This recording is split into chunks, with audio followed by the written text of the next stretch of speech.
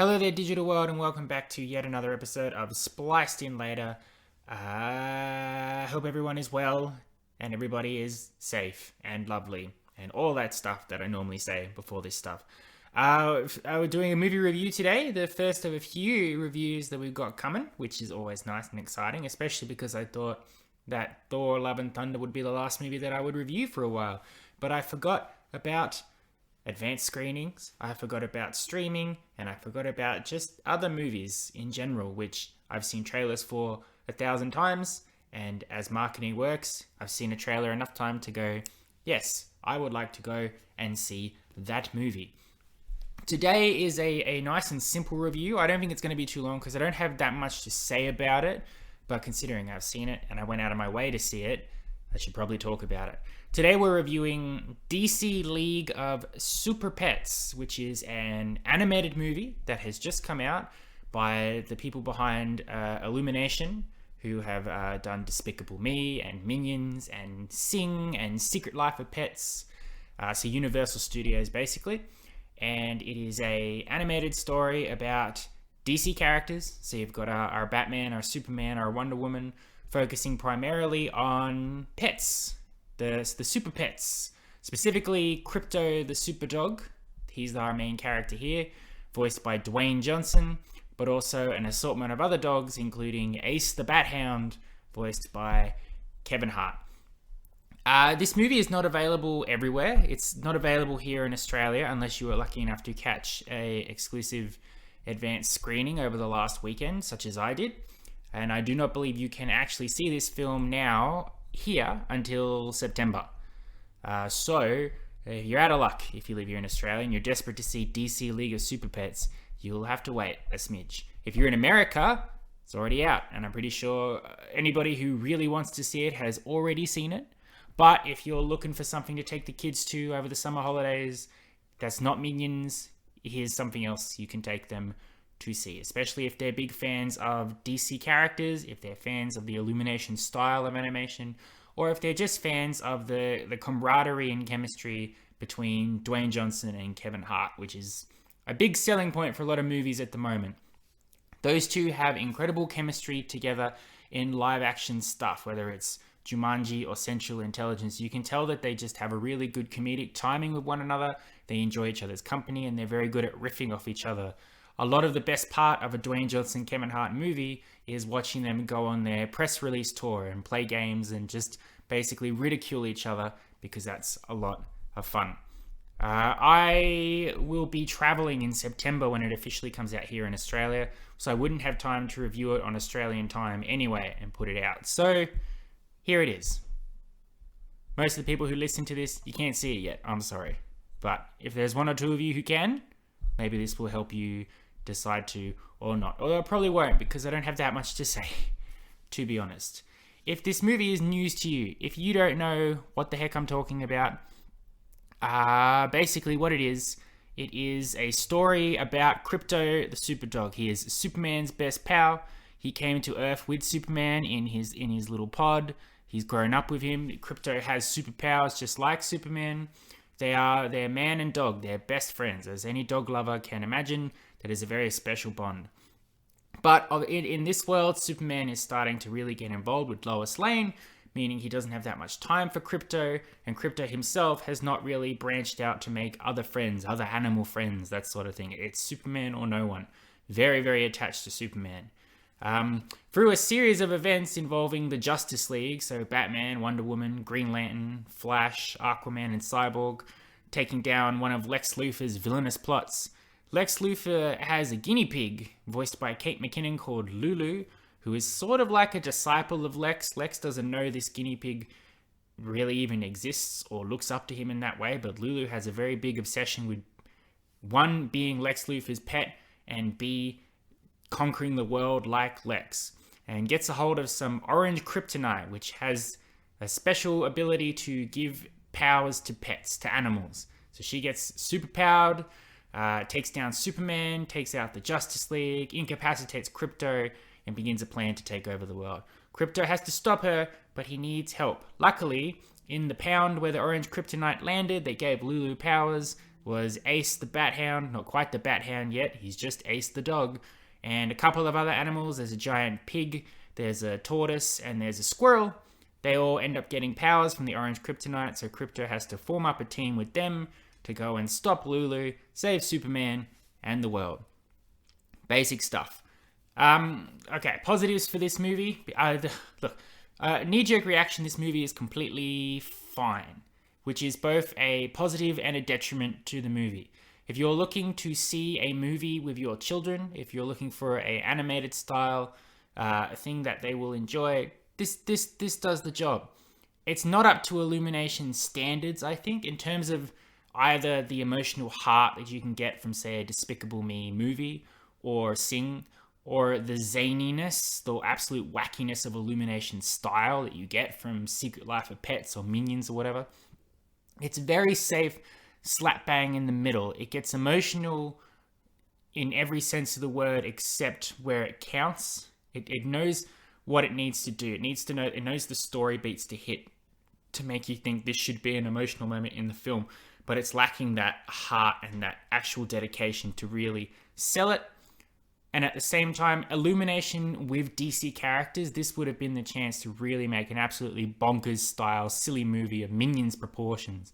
But again, it doesn't get too silly in any sense. The movie in itself is silly by nature, a league of super pets. You really take advantage of that, and it doesn't really do that. But our positives here are, if you are a DC fan, you will probably enjoy the references that are in here. There's a lot of obscure characters that come into play for the super pets. For instance, our Green Lantern in this film is Jessica Cruz, not Hal Jordan, so that's a nice change. The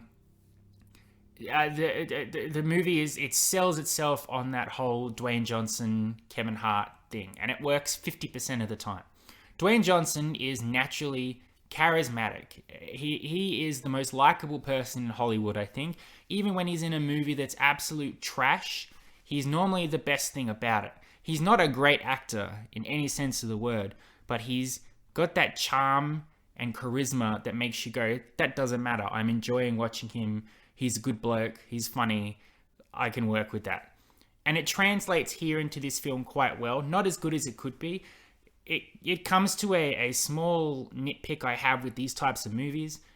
There is a difference, as I've said in many episodes before, between acting and voice acting. They are different beasts. A voice actor is not necessarily a good live action actor, and vice versa, because they require different approaches to your material. If you're a live action actor, you can use your body and the way you move and emote to sell your character. But a voice actor is limited to their voice, so they have to make sure when they are voicing a character that they put all the right emotion and feel, and they know how to deliver their lines so it feels natural.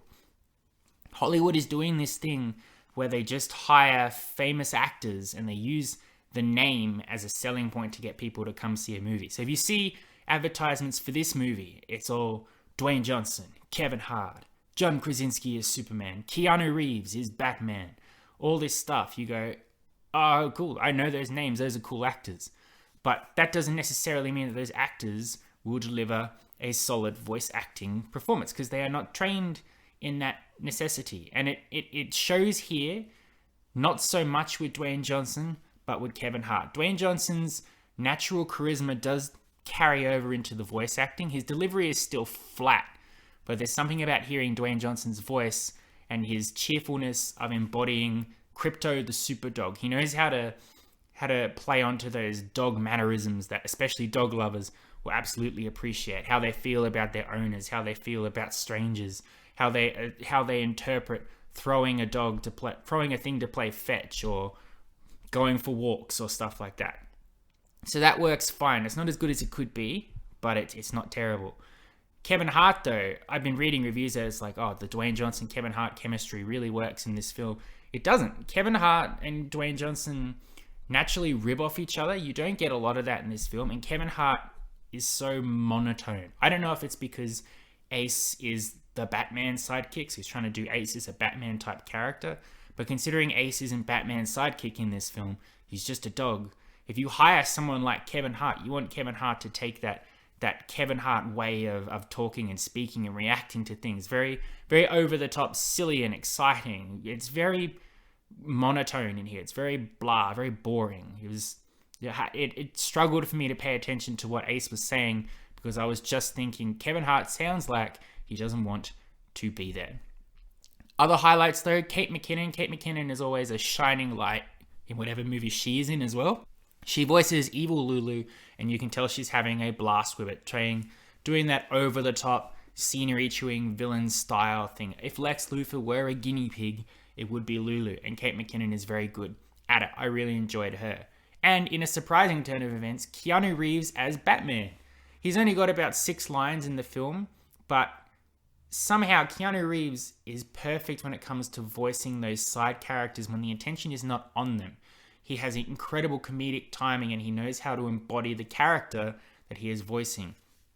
Duke Kaboom in Toy Story 4, voiced by Keanu Reeves, was a standout. And Batman is here. He embodies that sense of Batman as a serious character, but sometimes he's too serious to a point where it's silly. And being an Illumination-style animated film, Keanu Reeves' Batman at least really delves into that silly, I'm a bat, I am tortured, my parents are dead. In fact, I think his first line is, my parents are dead, which has nothing to do with anything that's going on, which is pretty funny in itself. The rest of the characters, unfortunately, are a bit forgettable. The Justice League themselves are just there to be the Justice League, but no one's really... I mean, Jermaine Clement voices Aquaman. I didn't know it was Jermaine Clement until the credits were rolling at the end. That's a wasted opportunity there. John Krasinski... Superman, it's fine. Superman is just a boring character, I think, so that might be the issue there. The actual League of Super Pets are fine. They are cute and they're likable. They're more likable than Ace, that's for sure, and I did get behind them as characters. But it's sort of, the movie didn't know what it wanted to be per se. It was a bit all over the place while not really sticking to a lane and not taking any chances as well. It's a factories type of movie, which is made just to make money without actually really taking advantage of the ideas and possibilities that they could do with the film. There's also one other thing I want to say, which is a bit of a nitpick. I don't know. Maybe it's just personally for me. There's a weird comedy choice they did in this film, which is, and it's only present in the first half of the film, but they keep referencing Marvel.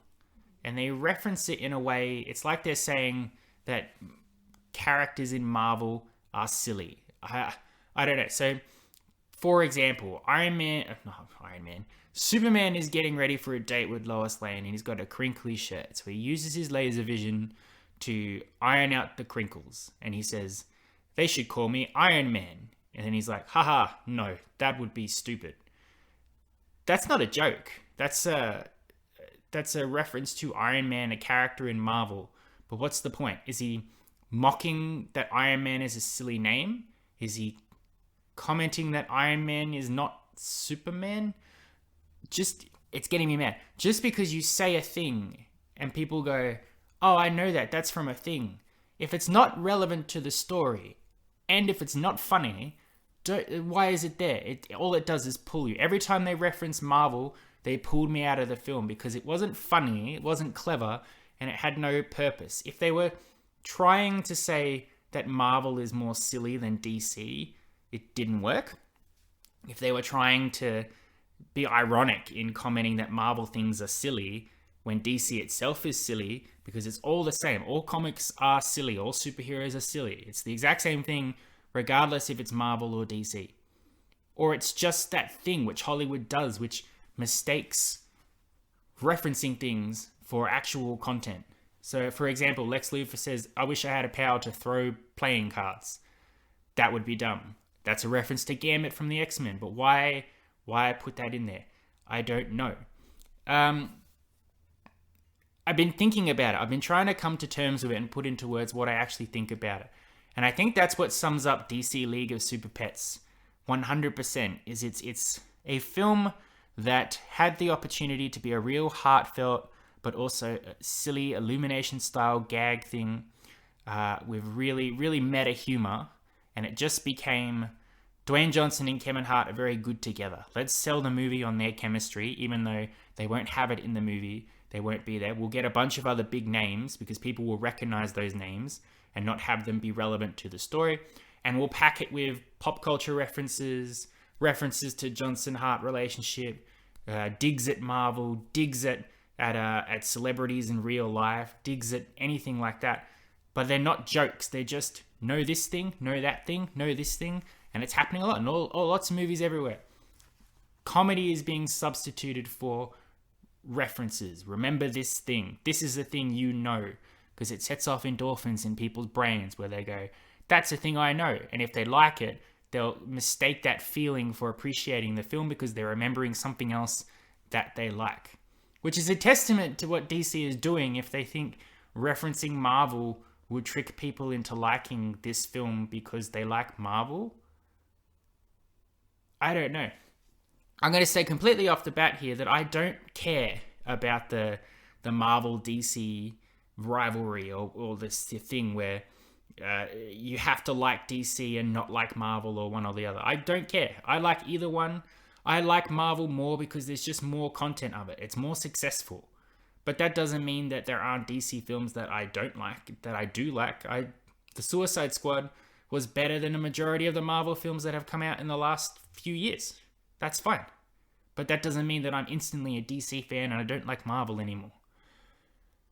But I will say, if DC has to reference Marvel because Marvel has more content than DC, more successful content, then that's a reflection on DC than it is on pointing out Marvel's faults. I don't know. It boggles the mind. It's a really strange thing in a really strange product of a movie that had the potential to be so much more, but ended up being nothing. Overall, DC Super Pets is a 6 out of 10 from me. If its purpose is simply to entertain children, I guess it will kind of do that, but I don't recall many children laughing at this film. There were a lot of jokes, there were a lot of references, there were a lot of things that I knew I was supposed to be laughing at, but I was sitting in a dead silent theater. And this theater had children. The children just weren't doing anything. They weren't reacting because they didn't get the joke, because they don't understand references, because that's not how kids work. Kids want to see Batman fall down or Krypto vomit. That'll make them laugh. Not remember Iron Man, remember the X-Men, remember when Dwayne Johnson was tall and Kevin Hart was small. Anyway, parents, you're looking for something to take your kids to, this will work. Take them to it. Why not? It's nowhere near up to the standard of Illumination styles, nowhere near up to the standard that animated films have set.